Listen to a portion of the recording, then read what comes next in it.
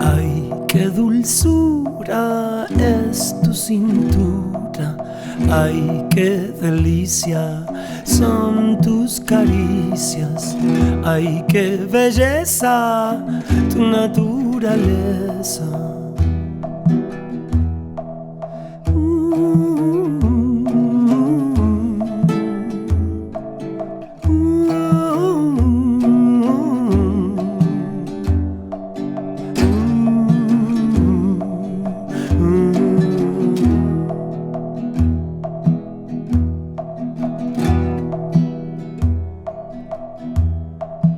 Ay, qué dulzura es tu cintura. Ay, qué delicia son tus caricias. Ay, qué belleza tu naturaleza.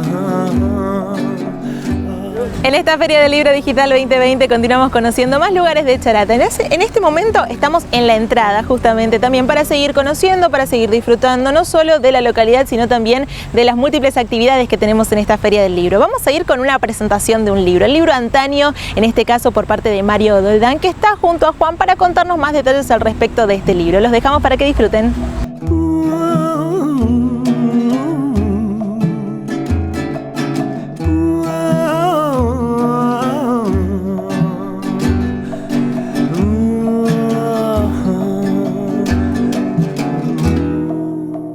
Buenos días a todos los escuchas de la sala. Venimos nuevamente a la Feria del Libro Federal, edición Charata, para la presentación de un nuevo libro en la literatura chaqueña. Un libro de cuentos esta vez. Antaño, ¿cuentos? Es el nombre de este libro del escritor Mario Doldán. Todos y agradecemos desde ya, en el nombre de Agustín Estigarribia, al Instituto de Cultura de la provincia del Chaco, por este espacio. Damos ya la bienvenida al autor con la lectura de su currículum vital. Buenos días, Mario. Hola, buenas, un gusto estar aquí en la Feria del Libro Federal de Charata. Mario Doldán, de la generación de 1973, nacido en Presidencia Roque Sáenz Peña. Chaqueño, poeta, vicepresidente actual de la SADE, filial Chaco, coordinador de los talleres de poesía y de narrativa del Centro Cultural Noreste, miembro activo del grupo Los Infames, grupo de escritores para la promoción de la poesía y la narrativa en distintos medios y entrevistas a escritores locales e internacionales. Gestor cultural, además, en diversos bares, nucleando voces poéticas y narrativas que navegan en la noche chaqueña. Ha publicado en el 2007 Caminos de los Cuerpos Habitados, lo del frío. 2017, Tactos. Y Mario se impone la primera y urgente pregunta, viniendo de la poesía. ¿Cómo llega este libro de cuentos? ¿Por qué? ¿Desde cuándo esta apertura al género narrativo? ¿Hay grandes diferencias para vos?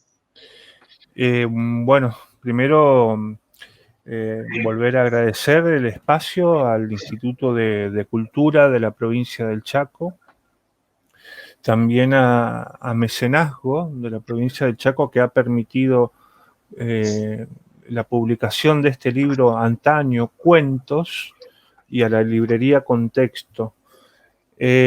Sobre esta pregunta, el paso de la poesía a la narrativa. Bueno, yo he publicado varios poemarios desde prácticamente el año 2007, desde Caminos del Alma hasta Tactos, me he destacado en la poesía. Y evidentemente, he incursionado en la narrativa de una forma natural, procesual, que se fue dando con el tiempo. Yo siempre digo que me incorporo a la narrativa porque he fracasado en la poesía, por decirlo así. Es como una broma que me hago a mí mismo. Y bueno, espero también fracasar en la narrativa. Yo tengo en cuenta esto de que en los grandes fracasos literarios hay pequeños aciertos y esos pequeños aciertos son los que a mí me guían, digamos, ¿no? Pero yo siempre destaco que la poesía no es la que fracasa, fracasa el poeta en todo caso, y la poesía siempre va a estar ahí. La poesía es y será el género primordial, el género sustancial del espíritu, el modo de expresión que permite alcanzar de alguna forma la complejidad de la existencia, la memoria en el tiempo, la caducidad de la vida, la mortalidad, ¿no? Es el discurso testimonial de los sentimientos. Yo sigo apostando a eso. Uno no puede abandonar ese tipo de discurso, ese tipo de género. La poesía va a seguir estando en mi carrera, ¿no? Y yo sigo a muchos escritores que pasaron de la poesía a la narrativa, el mismo Borges, Juan José Saer, Roberto Bolaño, escritores que para mí son muy, muy interesantes, ¿no? Yo me acuerdo, bueno, todos lo sabemos, el primer libro de Borges, Historia Natural de la Infamia, era como un ensayo, una especie de género híbrido entre la crónica y el ensayo y la biografía, como un primer paso hacia la narrativa. Y yo no fui por allí, sí fui intentando hace mucho tiempo hacer novelas. Yo soy incapaz de hacer novelas, hasta el momento no pude hacer. Hice algunos cuentos que no están en este libro porque creo que no tienen literariedad. Y me incorporo, sí, a la narrativa, pero a través de un género también híbrido entre la poesía y la narrativa, que es el microrrelato, el microcuento, y a partir de ahí, de esbozar un libro de microcuentos, empecé entonces a incorporarme con la narrativa y es un hecho o un proceso natural, digamos, ¿no? Porque en la poesía también hay narrativa, se siente, está lo carmínico, lo lírico, pero también está la descripción y está la narración. Uno en la poesía aborda hechos, aborda personajes, acciones,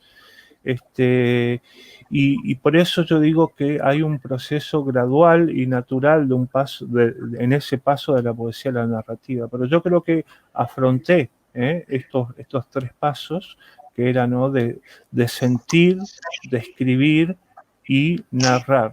Bien. Y lo otro, bueno, es la búsqueda, una constante búsqueda de un lector que creo que es un lector que está ávido por escuchar, como si fueran un fogón imaginario, ¿no?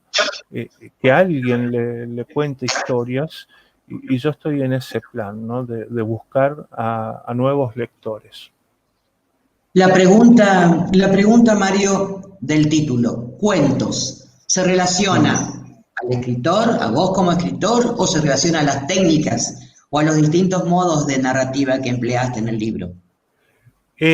Voy a empezar por el título, y está muy buena la pregunta porque dice antaño cuentos, ¿no? Y hay dos palabras ahí que son interesantes, ¿no? Antaño, empiezo por ahí.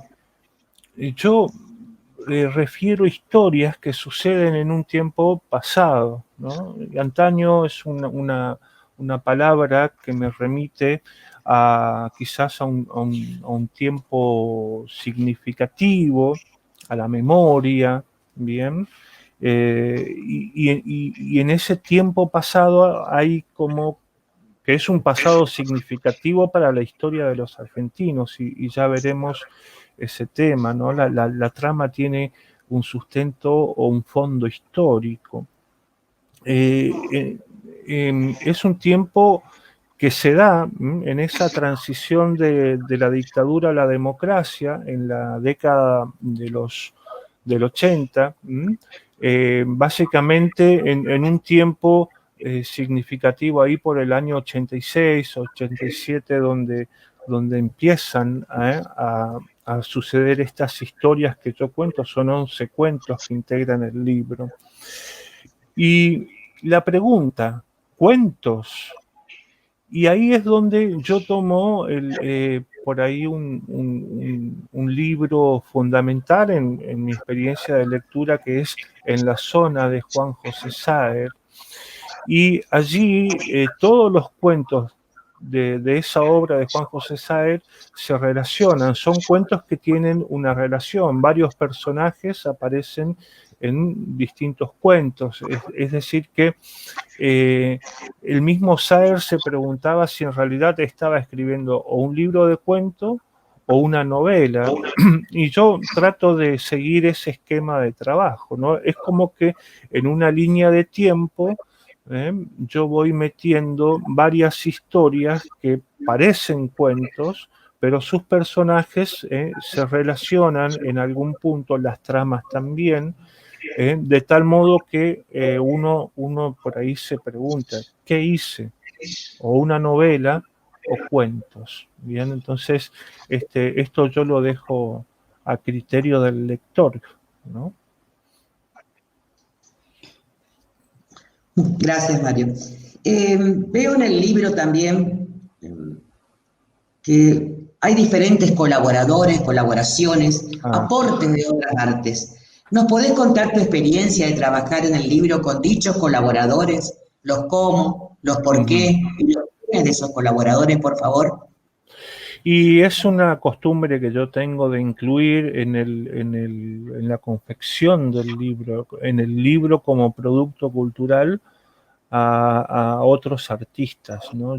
Todos mis poemarios fueron en realidad libros comunitarios, donde intervinieron desde dibujantes hasta diseñadores gráficos, artistas consumados, y en esta oportunidad yo estoy trabajando con la colaboración de Dante Arias, que hizo una serie de xilografías que ilustran algunos cuentos, con el artista también Hugo Justiniano, que hace ilustraciones, hace dibujos, con Matías Gómez, que hace historieta, porque los cuentos tienen mucho de cine, de teatro y de cómics, de historietas.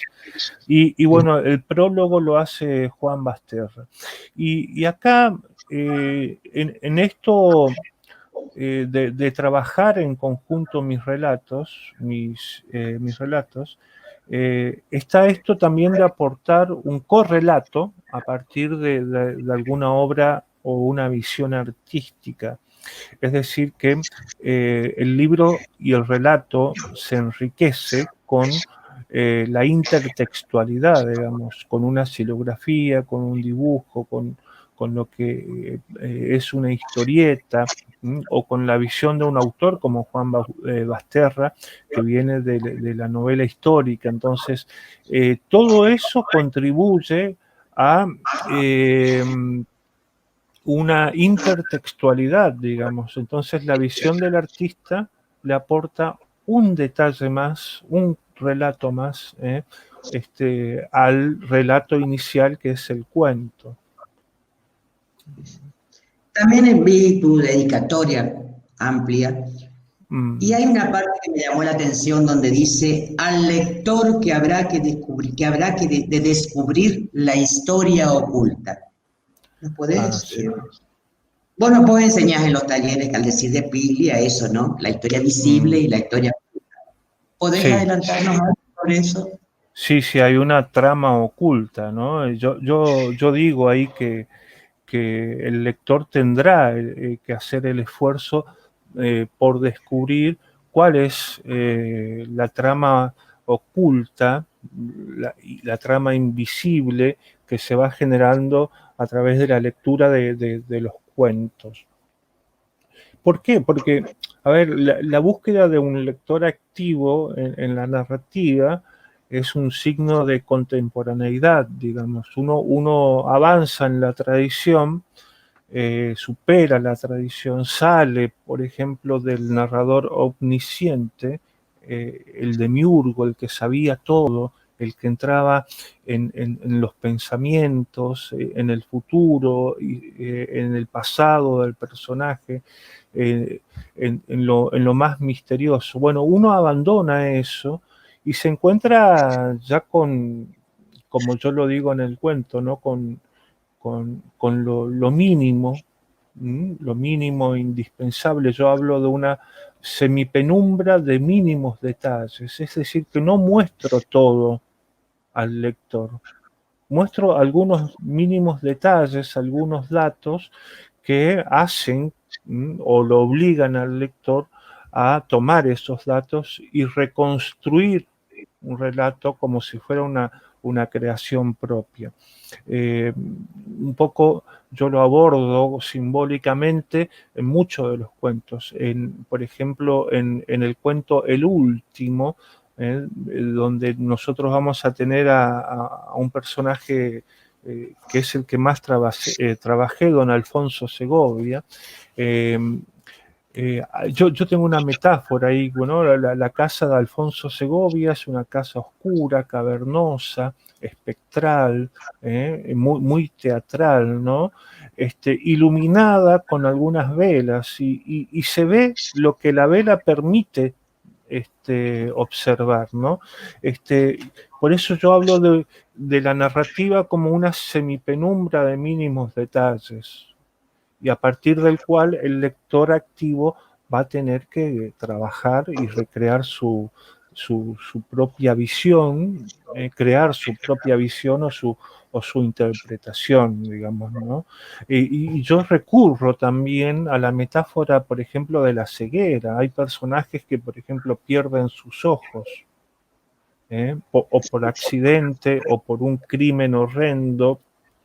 Sí, Mario, pero sabes que el tiempo es tirano y si no, no voy a poder hacerte todas las preguntas que quisiera.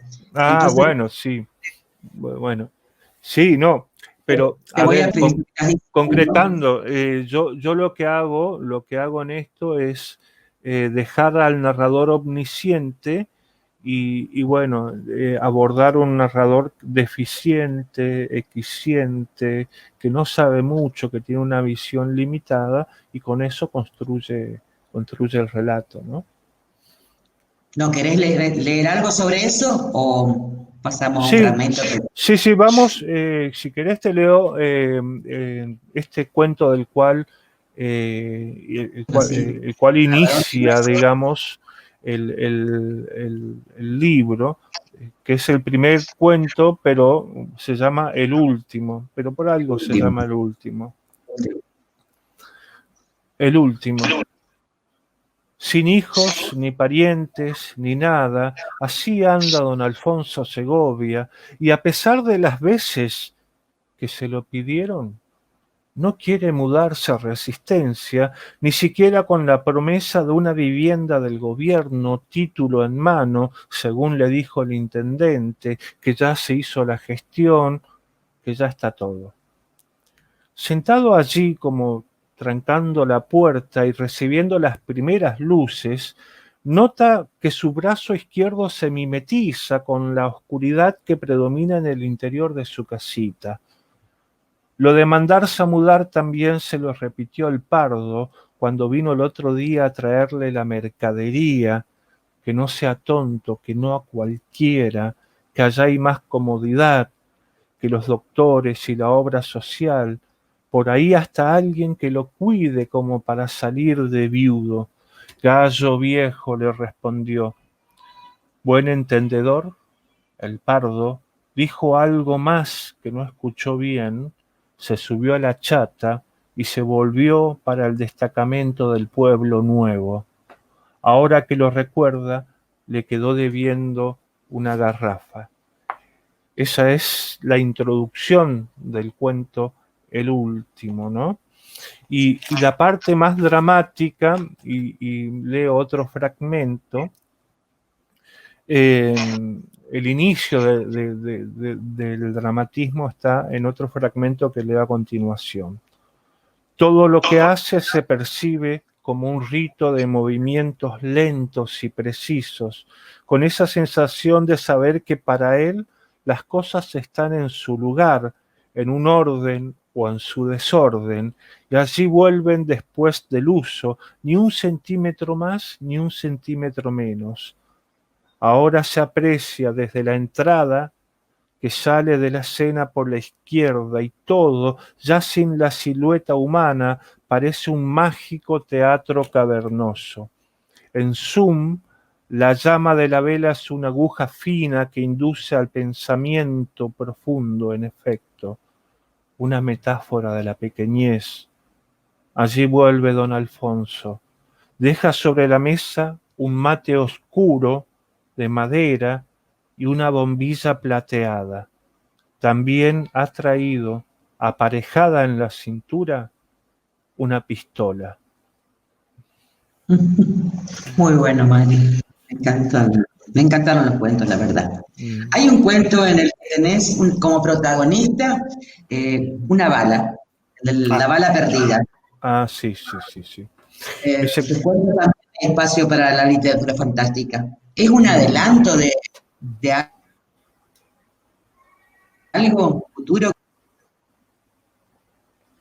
Bueno, ese cuento de la bala perdida yo lo había hecho para un certamen que organizó la Cámara de Diputados de la provincia en homenaje a los héroes y combatientes de Malvinas, ¿no? Entonces, es como que yo por ahí tomé, como no lo terminé, tomé ese cuento y lo convertí, ¿no?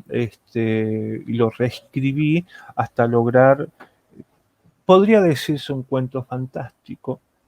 Yo lo veo más cercano a la perspectiva inusual que le ha brindado el cine, ¿no? Es como una cámara que va siguiendo a la bala, y en un momento determinado, ¿qué tiene de curioso este cuento? Es que la bala se encuentra con el lector. La bala está detrás de las letras y ve al lector y ve cómo la mira, ¿no?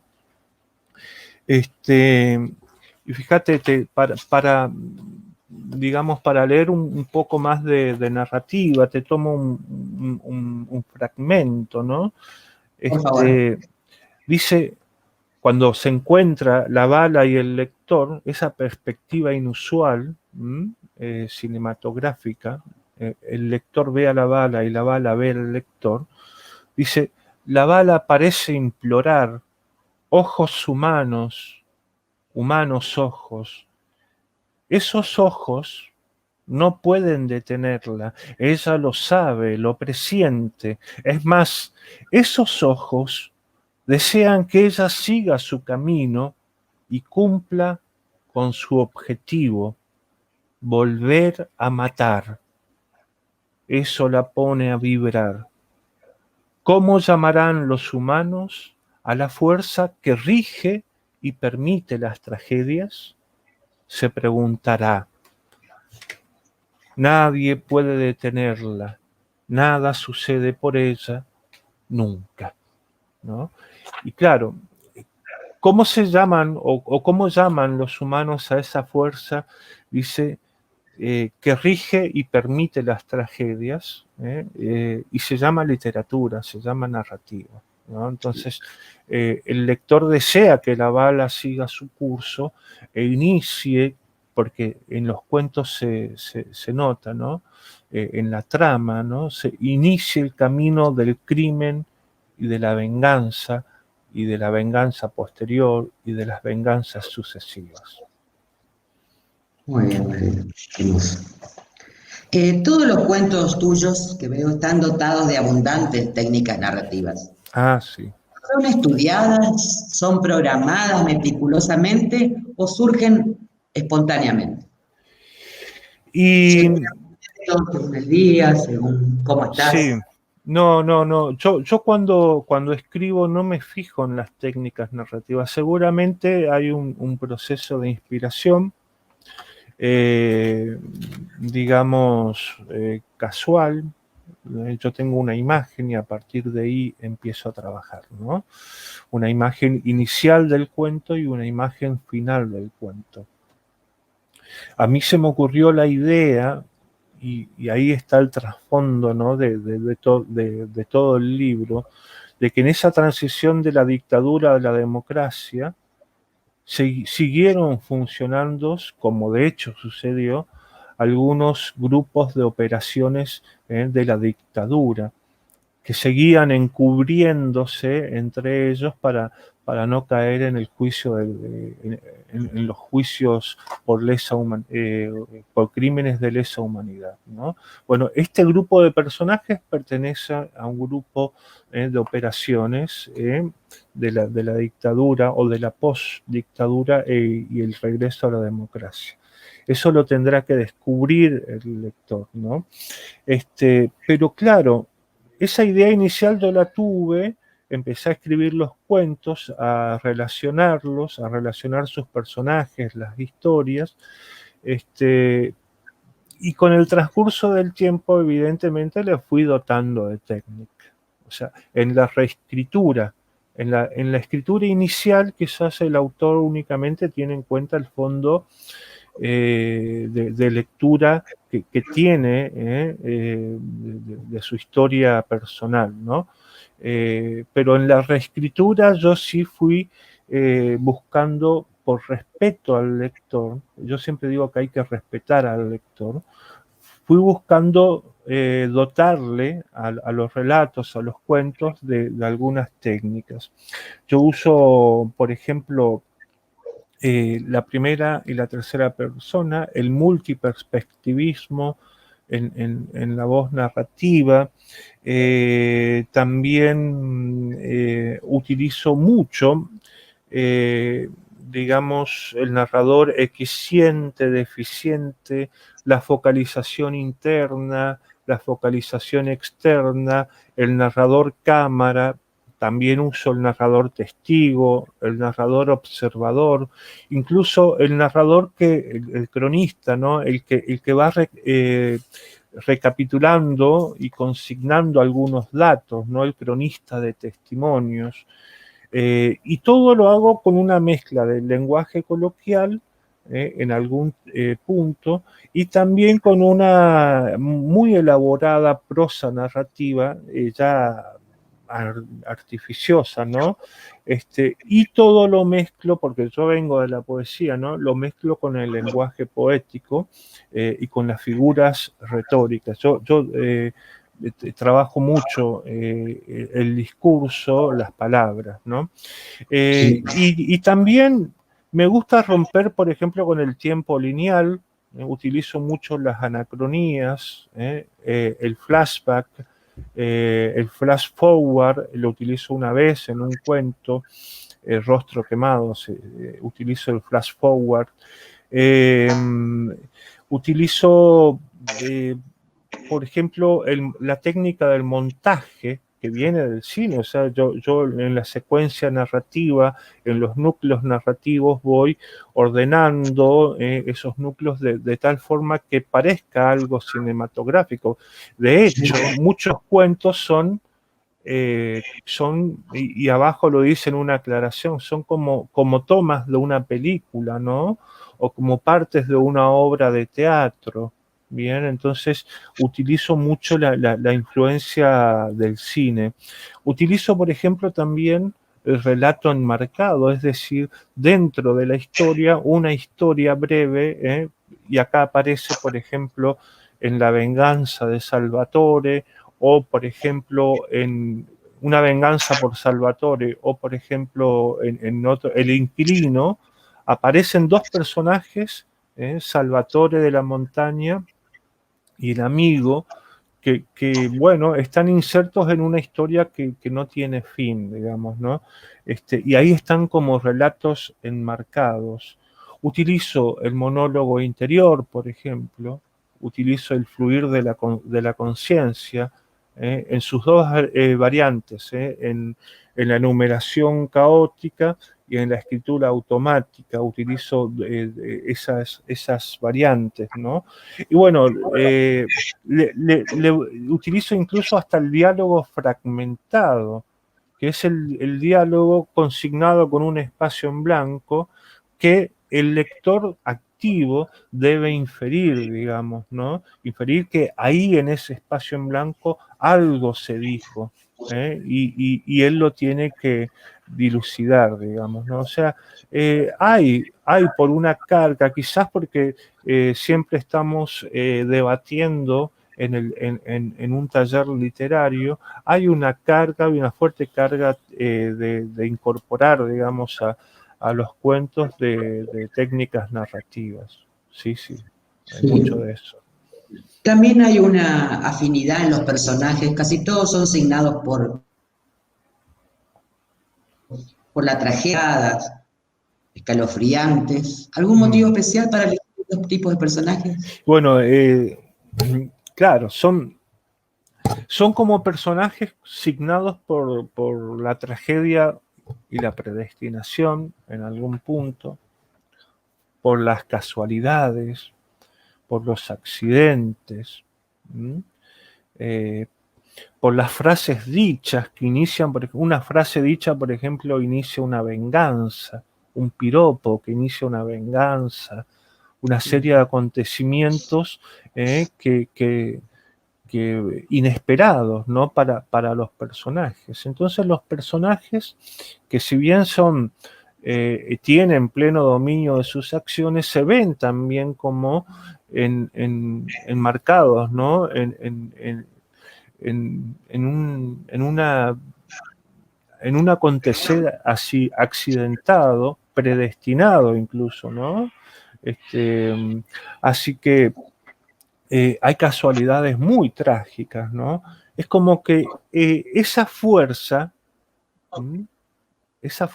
que los mueve como si fueran marionetas, y bueno, es así también, ¿no? Yo soy el narrador, yo estoy moviendo a los personajes como una marioneta, yo soy la fuerza que mueve a esos personajes a sus tragedias, y las tragedias en la literatura, si bien son remanidas, reiteradas, son también muy interesantes, ¿no? Y no es tanto el tema recurrente, como siempre se dice, sino también el modo en cómo se las aborda y cómo se las escribe. Y yo creo que trato de hacerlo de una forma muy original. Y yo también, bueno, me acuerdo de una frase, ¿no? ¿Podrías leernos algo, por favor? Sí, una frase de Roberto Bolaño, por ejemplo, en Detectives Salvajes, que por allí la tomo y la cito en uno de los cuentos, ¿no? Que todo lo que empieza como comedia termina como tragedia. Y parece ser también el plan de acción de algunos cuentos, ¿no? Voy a leer algo de La Roja Anaranjada, ya que tenemos 30 minutos ya. La Roja Anaranjada es un cuento en el que, bueno, yo pongo a dos amigos que se disputan el amor de una mujer, ¿no? Voy a tratar de leer un fragmento. Te codeé y te dije, che, ¿qué es eso del Halley? Y vos nada, una momia, si apenas me miraste. Fue uno de esos momentos en que sospecho la amistad impondría sus códigos a la fuerza, porque después de unos segundos en silencio largaste eso de que la Pato te quiere mucho, pero no tanto. Y yo no entendí del todo a qué venías con ese tonito. Te miré fijamente y vos agregaste, Tony, nos conocemos. Y mira si no vamos a conocernos, Ernestito. Venimos desde la primaria juntos y sé que el movimiento de tus cejas así era cosa seria. Y a mí me quedó ese rasponcito hiriente de toda frase dicha a medias y más que con doble sentido, pero no tanto habías dicho. Y la cosa había quedado estancada allí porque la Pato vino, se sentó en el medio y empezó a cebar. Y salía Boca con Gatti a la cabeza, la tribuna se venía abajo y cosa inesperada, quedamos estupefactos frente al televisor cuando salió mi equipito de barrio, como vos decías, porque amagaron ir al centro de la cancha, pero se ladearon hacia la izquierda y ¡ah! ¡Qué momento! Comenzaron nomás a dar la vuelta olímpica. Gallinas de mierda, habrás pensado, tanto que se había hablado. El tolo arengaba, también Morresi, y atrás venían los otros como una tribu. Pumpido, Carabina, El Beto, Ruggeri, Saporiti, Montenegro, toda esa runfla, y la Pato empezó a sacar, a relucir algo de su pasión, Ernestito. Entonaba bajito, y ya lo ve, somos campeones otra vez, y qué vergüenza el bosterío, de todo les tiraron, y a Ruggeri le tenían un hambre que mamita querida, y yo como sin querer me sumé al cantito y claro, con la Pato no nos dimos cuenta, vos sabés que éramos bien gallinas, así que el sillón tres cuerpos ya estaba agrietado, y no solo por el fanatismo, sino también por lo otro, Ernestito. Pero no tanto, habías dicho, pero no tanto. Ahí se mezcla un poco de fútbol con la tragedia, ¿no? La tragedia personal, y esta amistad que parece una pelea entre dos amigos, termina con, bueno, no lo voy a contar mucho, pero termina con la muerte de uno de los personajes.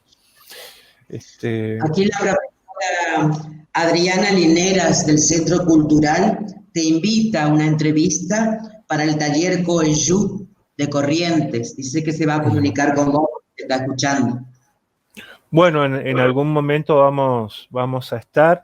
Este libro que yo espero bueno, los lectores de la provincia, de la región, lo compren, lo lean con gusto. Yo siempre viajo con la literatura. Antaño es mi primer libro de cuentos y espero tener la devolución de los lectores lo antes posible, ¿no? Da para charlar, ¿sí? ¿Cuál sería tu desafío literario personal después de esto? ¿En qué estás trabajando? Y por ahora en nada, pero la idea es seguir escribiendo cuentos,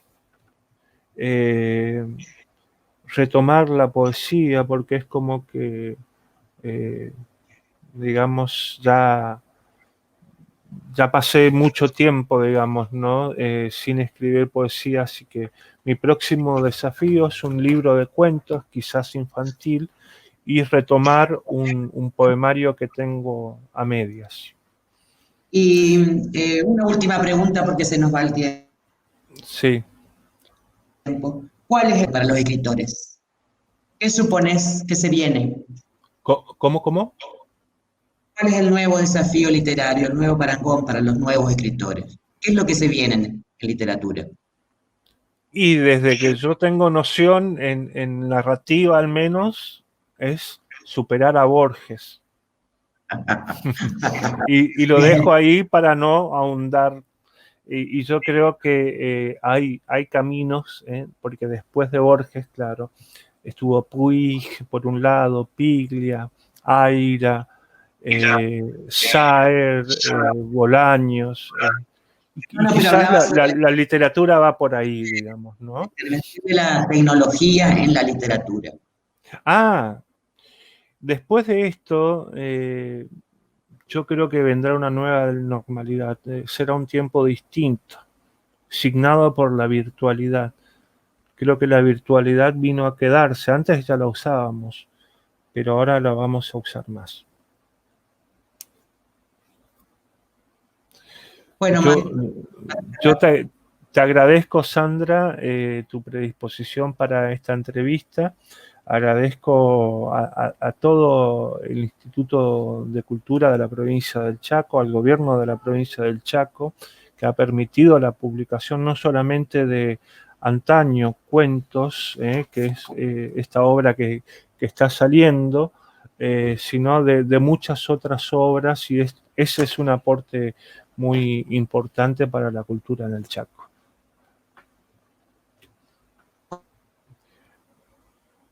Bueno, agrego de este libro y vamos a por él, Mario, seguramente. Antaño, de Mario Doldán. Antaño, ¿cuentos? ¿Cuentos? Gracias, Mario. ¿Cuentos? Gracias. Nos vemos. Nos vemos.